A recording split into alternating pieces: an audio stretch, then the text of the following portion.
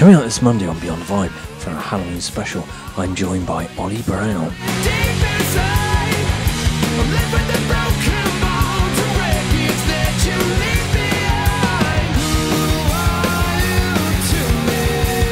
Went on to tour with like Joe Satriani, following year with Slash and Miles Kennedy, 2 dates with Deep Purple, and fast forwarding a little bit, a night in Lisbon with Aerosmith.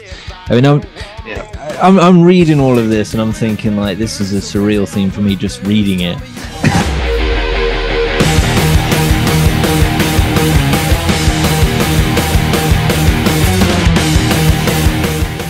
Haunted was a big thing for me, was exploring song structure a bit more, not being so bound to being verse, chorus, riff, chorus, end.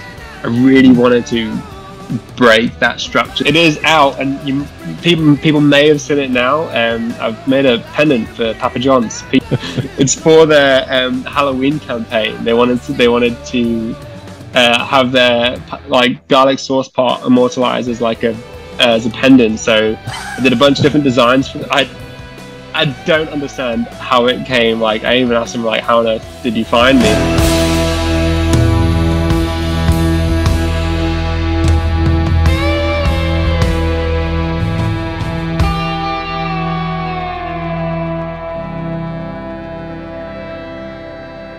So I'm here with Oli Brown. Thank you very much for joining me.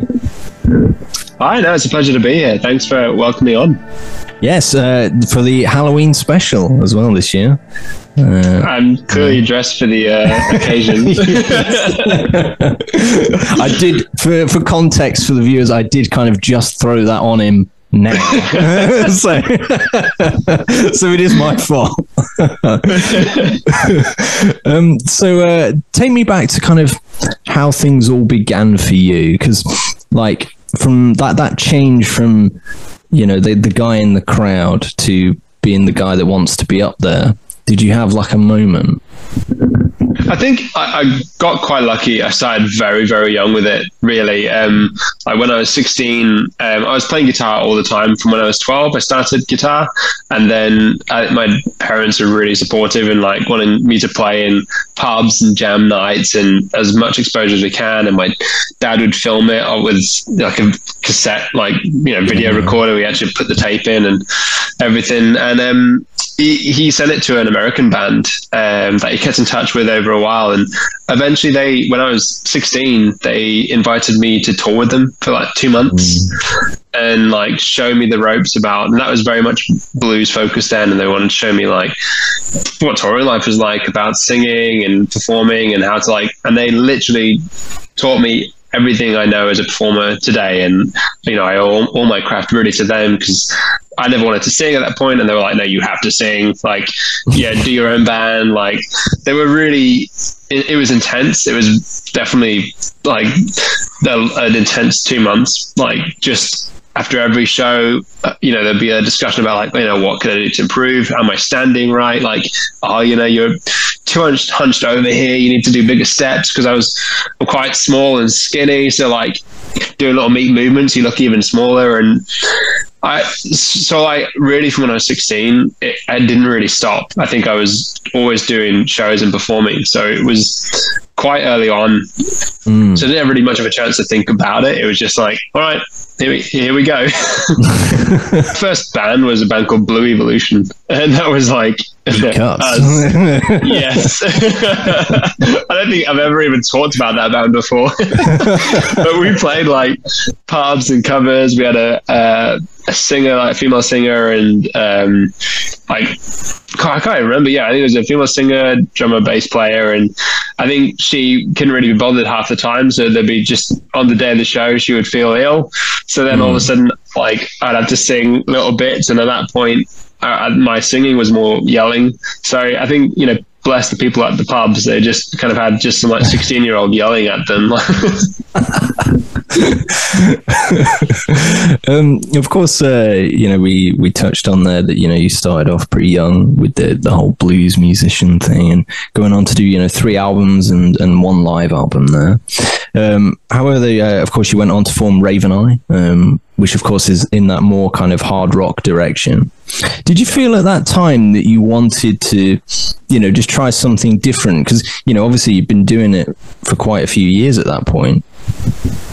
Yeah, I think I've always loved rock. Like, I think the second I had Kachis by Audio Slave, like, pop up on like MTV or something like that changed my like love for music entirely. Like, I was like, oh, okay, this is my music. And I think it was always in the I guess in the back of my head, but that transition, I think I got a bit tired of the blues scene as a whole, really. I think it felt quite, I don't know, I felt quite limited. And I think I love music, I love songs, and I don't really like being bound to the fact that there's like rules, or you can't sing about this, or like, you know, is this, I don't know, when you start questioning, yeah, is this too heavy or is this the right thing? I think you're losing yourself as an individual and as an artist, because you're all of a sudden putting limits on your own creativity.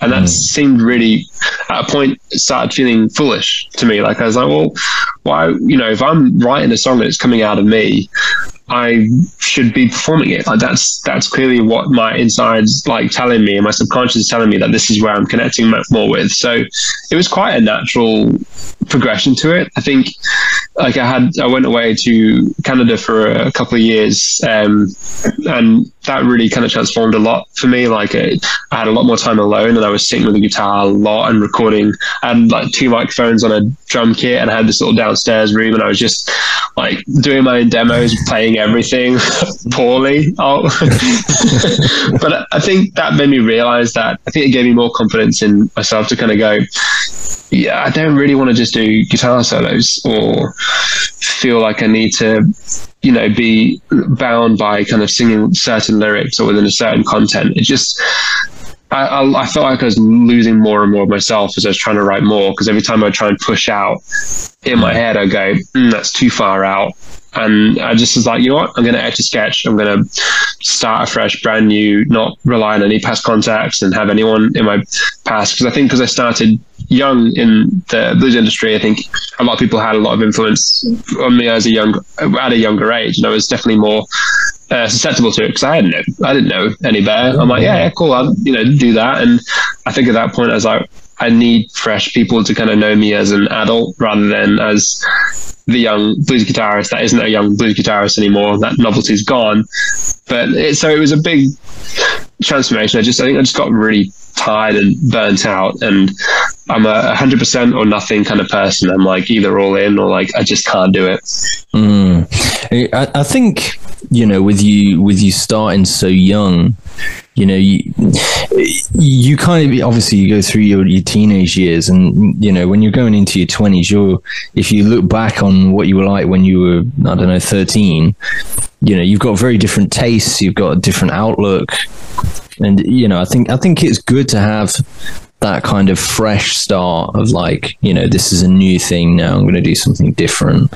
You know, it's, you know, you can, I imagine that after a while you'd feel a bit like you just want something different, you know, just try. Yeah, I think that's it. And like, I think the fear factor of kind of kicking in to kind of bring it back alive again, to kind of go, and also I think something to feel like it was mine. I think because my career started out just as a guitarist, like I just was playing guitar and singing while everyone kind of did the work in the background.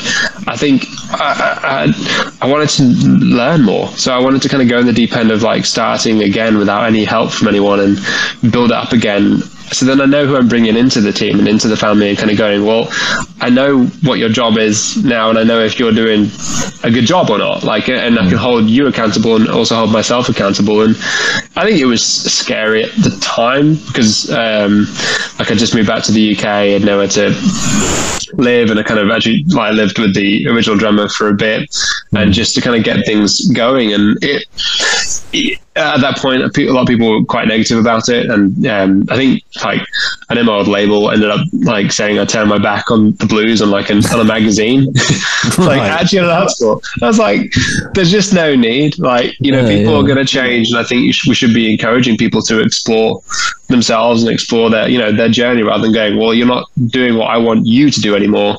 So that, there's a weird, I don't know, sense of possession that people can have sometimes when losing sight of the reason that they fell in love potentially with an artist is because of who the artist was, not because of the style that they were playing. And I think that's where I think sometimes the line got a little bit crossed with the blues scene for me, where I felt like, and with the songwriting, where I'm playing for a genre rather than playing for myself. And as I push further out, I think the third record, Here I Am, was me kind of teetering along the lines of pushing away from that. But I'd say the reception wasn't quite as good for that record because I think it kind of was seen as more of a separation, but it wasn't confident enough in that decision. And I think that caused a bit of the issue with it as well, because it wanted to be more of a rock record, but it was still treated like a blues production and a blues sonic. So it was heavy, but it didn't quite get heavy enough. Yeah, I get it.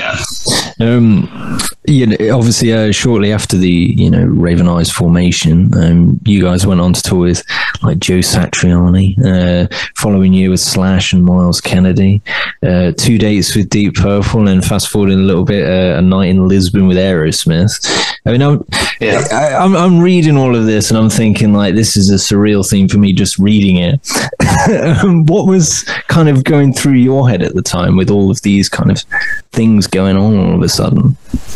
I think I'm guilty at not really celebrating successes. I think I'm always at a point where I'm like, this is great. So what's next to the next goal? Like, how do we capitalize the most out of this? So it's epic. Like the Aerosmith thing was epic. It was ridiculous, and it was gutting because we couldn't even stay for their show because we had a ferry to catch, so we had to drive straight after our gig. I think we watched like 2 songs, and then we had to drive overnight to get to because it was in Portugal. We had to drive to Bilbao like 8 hours overnight to get the ferry first thing, and we just made that ferry on time. And I love that side of touring. I love those stories because it's the worst stories are the best ones that you remember. Like when things work out, they're not quite as fun. But I think at the time, never really appreciated it. I think any of it. I think I was still at a point where I'm like, well, this is great, but this is their crowd. I want that to be our crowd. And I think I was always in the back of my head, I'm like, it's cool playing in front of that many people. And I'm 100% grateful for it. It was just ridiculous. Now I look back and it's ridiculous and I love it. But I think at that point, I'm like, I want to make these our people, and what can we do to capitalize more on this? Like, what's our social media doing? Are we sharing enough about this thing? Have we, should we do a blog about this show? And I think there's so many elements within an independent band now that you have to be aware of and that you can capitalize on, that I think it can lose some of the magic of being in the moment. And I think definitely for me at that point, I was hungry to make the band as big as possible, and like, whatever we can do, let's just do every inch of it. And I think it drained us a little bit. I can imagine as I said, just reading that, it felt like there's a whirlwind, because didn't you do all of that just off the back of like an EP essentially at the beginning? It was like a breaking out EP. It was a 5-track and it all kind of kicked off. No one took us really that seriously until my manager at the time, my manager currently still, sent a track to Slash's management, sent Breaking Out to Slash's management, and Slash is really hands-on with who he brings out with artists, and he liked the track. So he gave us, I think it was like 3 shows in Europe. It's like, oh yeah, bring them out as support. And I've always been really kind of militant with how we are as a band when we support, about our timings, where we are, like everything, to make sure that we are practically ghosts when we're on tour for the headliners, so they don't really notice us, because like at the end we're just the backing music for their merch sales. And I think that kind of passed down, and from that they gave us the whole European tour after that because of the way that we were. And then because of our behavior on the European tour, they then gave us the US tour, and it's ridiculous, and it was awesome. And I think that put us on the map for like being taken more seriously. And then a label looked at putting out the first record, and that was huge for us. And it yeah, that put us on the map. Was really Slash really was kind of the pioneer that kind of really put us, kind of gave our name some credibility. Like all of a sudden agents responded to messages and were interested in, you know, having us as part of their agency. And it was a big transition for us. I remember we were doing a covers band called Corvus, I think, which is like a play on, it's like the Latin word for raven, like COVID Corvus. And we were doing a pub gig. My van just got broken into, like no one got into it. They just sealed the door shut. And it was like a pub gig where it's like 3-piece loud rock, but we're doing like Pharrell Williams Happy and stuff like that. Well, way too loud. So everyone's right at the back of the bar. And then like during a break, that's when management called saying, "Oh, you've got the Slash tour." And it was just like, it was wicked. It was absolutely mental. It's like something out of a movie, isn't it? Like you have that kind of the low down minute and you just get that random call. It's crazy. Yeah. I imagine that, you know, I mean, it obviously sounds like a total whirlwind, but, you know, looking back on that, you'd have gained, I imagine, a lot of experience from doing something like that, you know, being able to just go and tour, you know, the US and Europe and, you know, as you say there, be that kind of ghost band and maybe just observe what other people are doing. Yeah, it was a big learning curve for us, and you know, we did everything ourselves. We never had a tour manager or anything with us. It was always just the three of us. We would just rotate drives. Like everyone had like a 2-hour shift on a long drive. So no matter, after your 2-hour drive, you always had a 4-hour relaxing time. And, you know, you'd drive for 2 hours, then you'd be the passenger for 2 hours, keeping that driver awake. And then you'd be in the back sleeping. And we could drive, like the first show we did, one of the first shows we did was Slash. We flew out for one, but then the other one we did was in Romania. We had like a 30-hour non-stop drive to get there because we had a UK show. And like, I think like we definitely learned a lot from those things. Like the exhaust fell off the van, so we found out that twine is really good at holding up exhaust if they do fall off. It's a magical material. But then I think like obviously booking hotels and like prepping for the stuff, we learned a lot from doing it ourselves and also empowering our community to help spread the word. Like we did like ask for street teams, and we would reward street teams with like these unique t-shirts. And at the first campaign we did, I stole everyone's profile photo from their Facebook and copied them, whether it was like a girl or a guy. I was like wearing pirate stuff and like dresses and all sorts. It's like just a stupid thank you. And I think it definitely like we gained a lot from just kind of utilizing our own independent kind of ideas and strengthening our kind of relationships with our own community. That really helped kind of give the band a bit more of a homegrown like name and support when we asked for it. Of course, though, you know, it hasn't come without, you know, its challenges, particularly with the last Raveneye album that, you know, obviously hasn't come out yet. Do you think you'll ever look to release that at some point? I'd love to. I think there are some things I unfortunately can't really discuss wholly, which is crushing. Like it, you know, breaks my heart. Really, like there's a lot that the record was a big thing for us, and I'm like, it's ready to go. There's like, okay, so it's kind of, it's at that stage where you could release it, but it's kind of buried under drama, unfortunately. But yeah, like I mixed it, super happy. Like it was my first kind of outing as a, you know, mixer and a producer as well. So it was really, for me, it was a big opportunity for me to kind of work in different roles, because I love mixing music and I like producing a lot as well.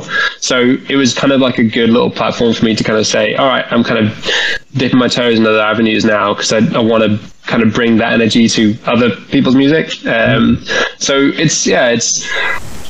I'd love to release it, and I'm sure at some point it will come out in some form or other. I just like, it got to a point where I think a lot of it, which I've talked quite candidly about on social media. Like I'm not very, I had quite a bad episode of mental health where it got very bad, and that definitely had a domino effect. And you know, that that band was my life. So I think when the issue started happening, it caused a huge kind of rupture to my mental health, and then a few other factors as well made it a lot worse. And that's when I pretty much shut down from music and shut down from everyone for quite some time.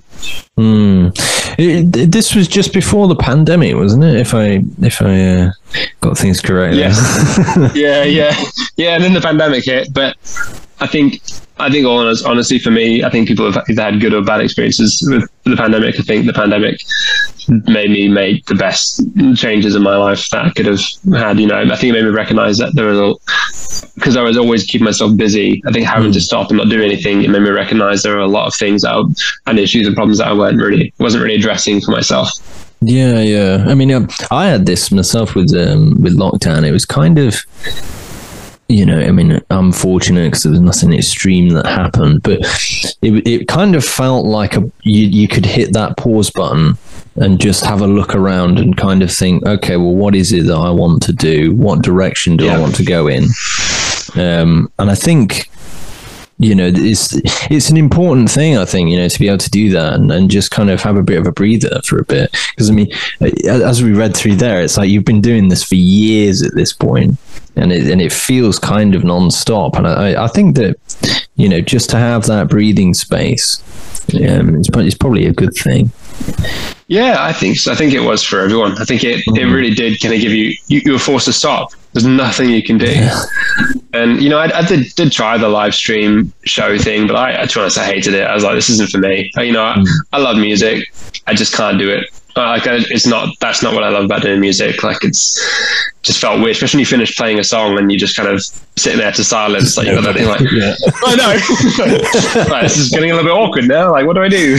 But I think it was a blessing for me, and I made some huge changes, which I never would have done if it wasn't for that time. Yeah.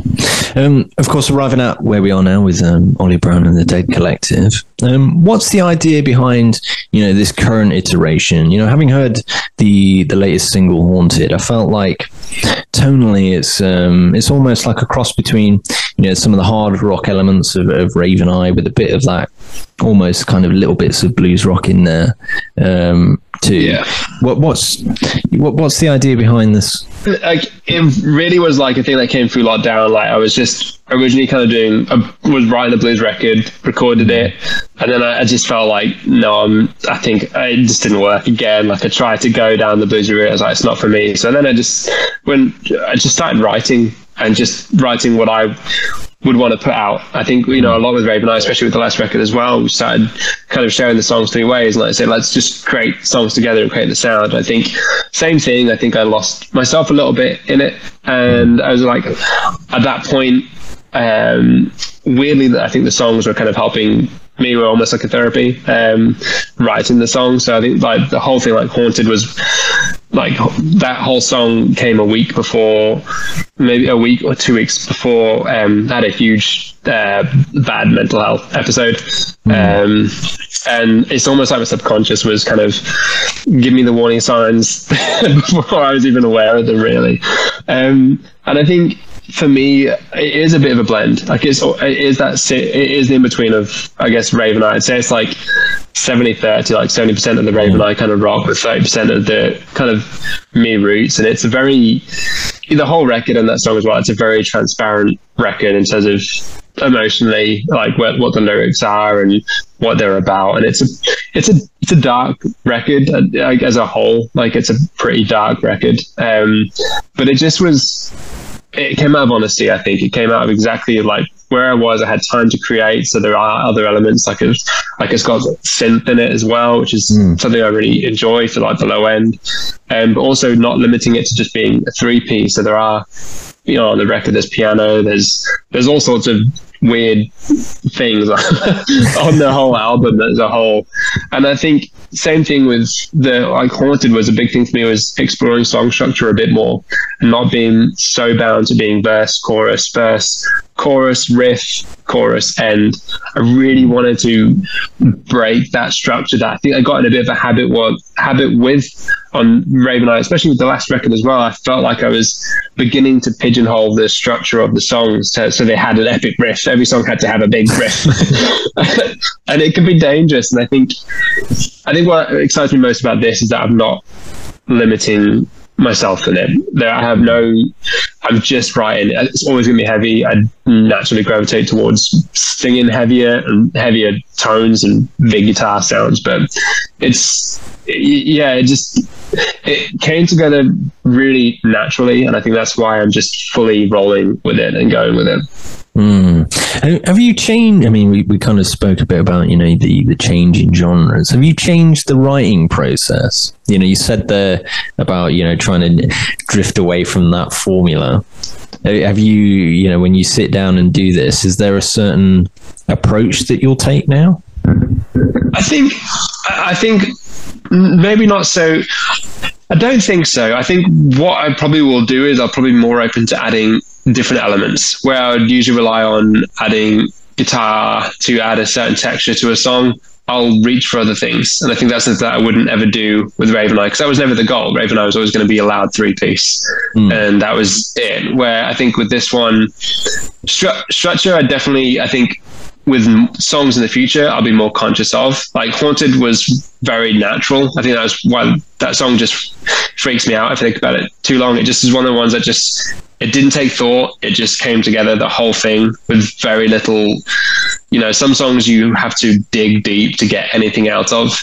And some songs just magically come together. Like you can almost do it with your eyes closed. It's just all making sense. I can't remember his name now, but then it comes back to me, Sherlock, and all of a sudden he's like mind mapping and this thing. And you're like, this feels natural.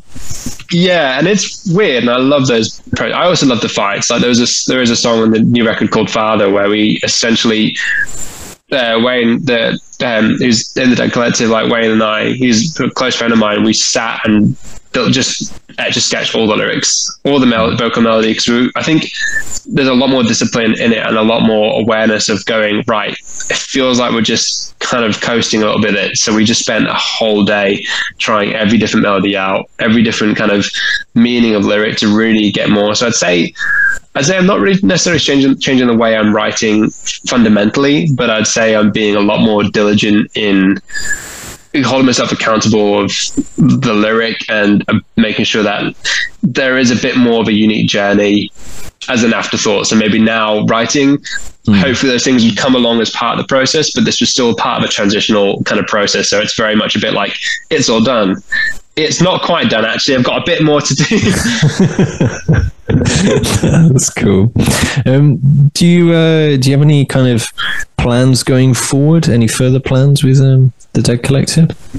Yeah, so we're going to be releasing the Solitude session of Haunted first. So the Solitude sessions is something that I'm doing with a lot of the songs on the record, where I'm working with different musicians that, but like more string bass and very much like, I guess, unique instrumentalists to add to the record. So for the string version of Haunted, I've worked with a cello player called Jo Quayle, who is an absolute genius in her own right, and having her stamp on Haunted was one of the most magical recording experiences I've ever witnessed. Like, it was just awesome. So all we did was we laid down an acoustic. Well, actually, Wayne even laid down the acoustic for it, because we were just trying to piece together the arrangement, because we're like, I don't want to do a B version of just changing it a little bit. So we changed some of the chord structure and changed some of the arrangement, so it glued a lot more together.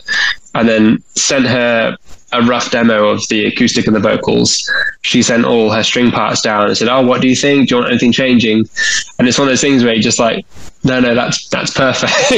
Like, bring that to the studio. So Jo came to the studio and recorded everything down, and then we ended up keeping the demo vocal and the guitar, because it just one of those things of like, well, what's the point? Like, it felt like we captured everything, because I think our intention to give Jo on the strings, we intended to give her as much emotion as possible so she could react to it.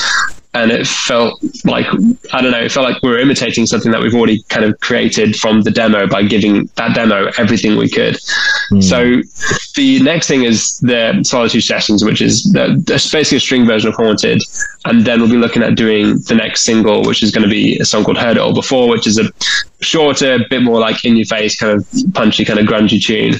And we're originally, the Cheap Trick tour was meant to be happening as of September the 29th. Yeah, like yesterday for me, and gutting. Such a shame that they had to cancel the tour. Like, I know it still happens, but that was like our big outing. Was meant to be kind of that first debut thing. Like, I made pieces of jewelry for it as well. Like, I had loads of things ready. So we're looking now at doing a few showcase shows to kind of just to get out. So we're going to do a few limited shows towards the end of the year, and then a lot more, like, we're starting to line up now to next year. So it's kind of like holding our guns a little bit now, so that we can kind of kickstart next year a little bit, because it's still been, every festival is catching up with all their lockdown gigs that they haven't had. And it's like, it's been such a hectic period for the music industry, and ticket sales are reflecting on that as well this last year. It's just been a bit of a, still not quite stable, I don't think, until like next year kicks in a bit more. There has been this massive boom of bands that are touring and whatnot. I mean, even booking bands for this show, everybody's out on tour. You know, everybody's going. They're all gone. Yeah. One thing I noticed, obviously on your website, which I haven't seen many musicians do, and you briefly touched on it there, is of course you do the jewelry with under a black feather design. Has this been something that's always been kind of a passion for you, kind of away from music? Not at all. I think as a buyer, I was a big fan of Crazy Pig. I loved their jewelry in Covent Garden. Like, every time I'd go to London, I'd want to go there to check out all their jewelry. And it was really just something that when lockdown happened, I moved in with a friend because I basically didn't have any money, and Wayne, bless him, like gave me a place to stay while I was in quite a bad place, and he kind of gave me a bed, and I think it kind of was a bit of a good like wake up call for me to kind of go, right, I've committed all my life to music up till now. I don't have anything to show for it. I'm not a spender at all. It's just music industry is expensive, and it is expensive to keep things going, and a few other things as well. But that made me kind of go, right, I need to look at doing something. I need to look at putting my mind in something. I looked at doing a guitar tuition course for a bit, and at that point I wasn't in a great space, and I think at that point it was still music, and I was really feeling like music was doing a lot of bad things for me, and I was like, I can't give more to something that I feel like is going to take more out of me. So I needed something that was completely separate. And it just really was just meant to be a little bit of a keep me busy, like between like when lockdown tour is not happening. So we did we're doing a lot of session work for people, because loads of people were doing like, you know, recording from different places, and you know, so I was doing loads of guitar work and like playing bass and stuff like that for different records. And it just was like, well, what else can I do? And I just tried it a little bit and opened a shop on Etsy, and I think the main thing, I think what people suffer with on Etsy is taking good photos. So I took time and made sure that all my pieces had really nice photos. And I think from my experience from Raveneye and bands is like the importance of branding, and I know how much it makes me want to buy something. So I think I planned this shop for about 3 months before launching it. Sourced eco boxes, making sure my tissue paper and everything was all compostable, and making sure that it was like kind of current, because I don't really want to be putting plastic everywhere and using, you know, poor stuff. So I think I did a few months of setup to kind of really create an aesthetic, and then I was like, all right, cool, I'm going to give it a go, and it just took off, and it's completely changed my life. I mean, we mentioned it a bit before the chat, but I believe you do have some new things out. Well, that will be coming out. Yes, it is out, and people may have seen it now. I've made a pendant for Papa John's pizza. Wow. Yeah, it's for their Halloween campaign. They wanted to have their like garlic sauce pot immortalized as like as a pendant. So I did a bunch of different designs. I don't understand how it came. Like, I even asked them, like, how on earth did you find me? And then they were Googling Eddie Munson Gothic jewelry and somehow my store popped up, and they messaged me on like a Sunday, and I was like, to be honest, I thought, I didn't believe it at all. I was like, this is no way they're getting in touch. And they were. And so that day, it was actually my partner, Hannah. She was like, I think this is a legit email. You need to actually respond to this. So I was like, before I responded to it, I quickly mocked up a design. I was like, right, cool. I'm going to put this design together and we're going to do it as like part. And then I had a meeting with them the next day. I called them and I said, yeah, I've actually got one like kind of sketched out already if you want to see it. And then that was it. From there, they were like, this is great. And then I think 2 weeks we were drafting loads of ideas. I'm gutted because there were some that I really loved that I might like transform into my own in some way. But we ended up with this like pot that has like a hinge on it, and it's got like the Papa John's logo and stuff on it. And inside there's a little garlic, like pepperoni pizza that's like got a slice taken out, and then we've put a little on the chain itself. We put a pepperoni pizza slice as like part of the chain accessory as well. It's absolutely mental. Like, I just got the video showing the film crew of how they're doing it. Like, originally I just thought it was going to be like an accessory for like a film they're doing, but no, they're doing like this whole social media campaign that's literally just about this pendant. Wow. And I'm like, it's the most stressful few weeks getting it prepped. I've never, because obviously like I've been blessed with like Black Feather. I go on my own time schedule. I can make pieces, but like this has just been so intense, like getting the photos ready, and like I've had sleepless nights kind of getting it all prepped. But I mean, we've got 120 made.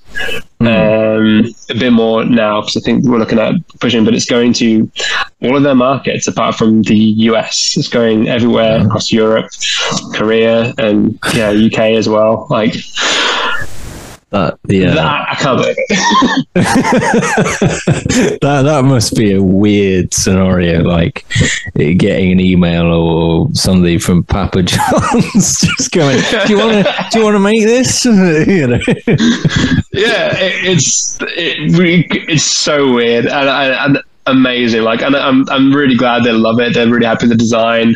We've done a green eco box as well that's got like my logo and their logo in like a red foil, so like it goes in this really cool Papa John's jewelry box. And we had a panic because I thought they approved it, and so I already got like 150 ready, and they're like, oh, we need to get this ready for approval. We need to make sure we send this through for approval before we can get them made. I'm like, oh, okay. So like a proper panic. So I tried to I got like the nicest angle I could of the actual jewelry box with the logo, and I'm like, oh, this is how it's going to look. I hope you like it. And they're like, oh, they love it. And I'm like, oh, thank God.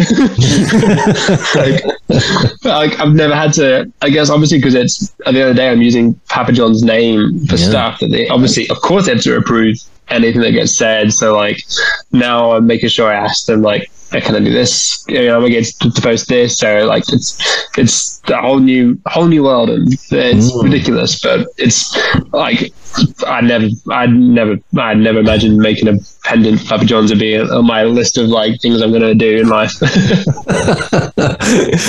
So do they? What, you give them essentially the concept design, and they just like ship it out? Yeah, I don't like, so I did quite a few. Like, I think the first one kind of got them all, I think, show them what's possible. And then I think they were like, I think that was the case of like, oh yeah, but what else is possible? So then it ended up like we did quite a lot of different designs and different kind of angles that show them what each thing could do and how it could look. And then, trying to also promote something, which I'm trying to like work on now a bit more, is like, it's kind of like eco jewelry where it has two looks essentially. Like I've seen that with rings. That's something I want to do more with rings, where like you can actually have a signet ring, but the signet spins, so you can have a different look.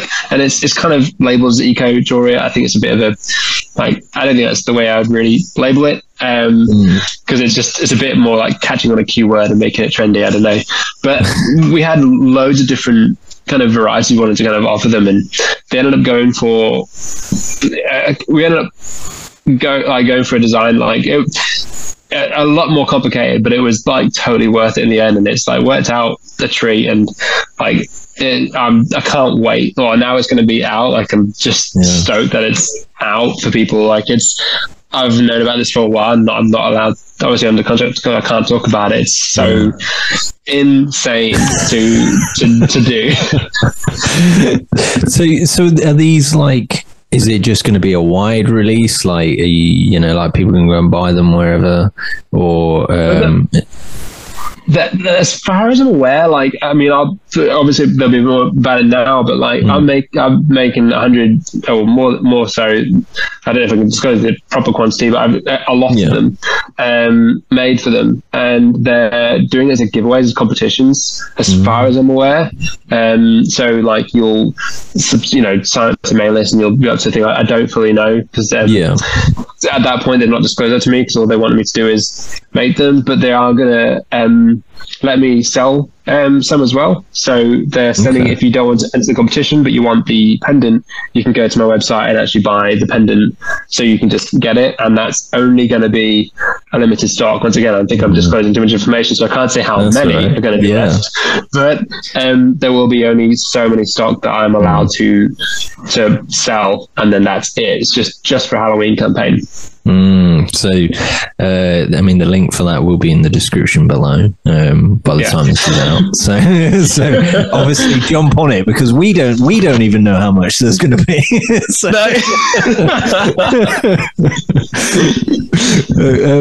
One question that I always like to finish on, ask every guest that comes on. It's a bit of a hypothetical one.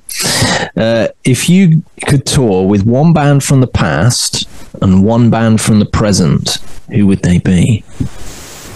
Yeah, definitely. Well, I guess now it's sadly past Soundgarden, 100%.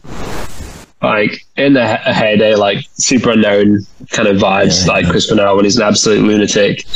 Like, that would hands down be the band that I'd love to support. So just the stuff you'd learn, like I still can't figure out their touch. It's like how that vocal ability is disgraceful. It's just it's ridiculous. It's offensive.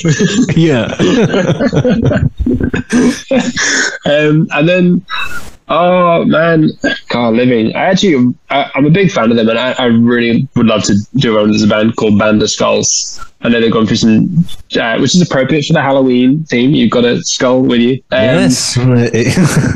It's a sign. Yeah. So it's the universe. But I think I would become a really big fan of them at the start of Raveneye. Someone put their record Himalayan towards me and said, oh, you should listen to this. And then they really kind of helped craft the sound a bit, and actually gave me the confidence that you could do a pretty cool rock band as a 3-piece and it worked. So Band of Skulls, I think they're a freaking awesome band. That's a solid shout. That's the first time that we've had a Soundgarden and Band of Skulls mentioned. We've had the most popular one we've had over and over again is Rival Sons. We always get Rival Sons mentioned. Oh wow, such a popular one. Yeah. Wow. So it's refreshing to get Soundgarden love in there. I'm surprised nobody said it yet. I'm surprised nobody said it. I mean, Chris Cornell is like the god of all male vocalists. Absolutely. Thanks for joining me, and for those that want to check out the Dead Collective singles and whatnot, the link is in the description for that below, and also the Black Feather design along with the coveted Papa John's pendant that we don't know how many there's going to be of these. No idea. There could be 2. Who knows? So jump on that and go and buy that immediately. Essentially, that's what we're going with. But thanks very much. I appreciate it, mate. Thank you so much.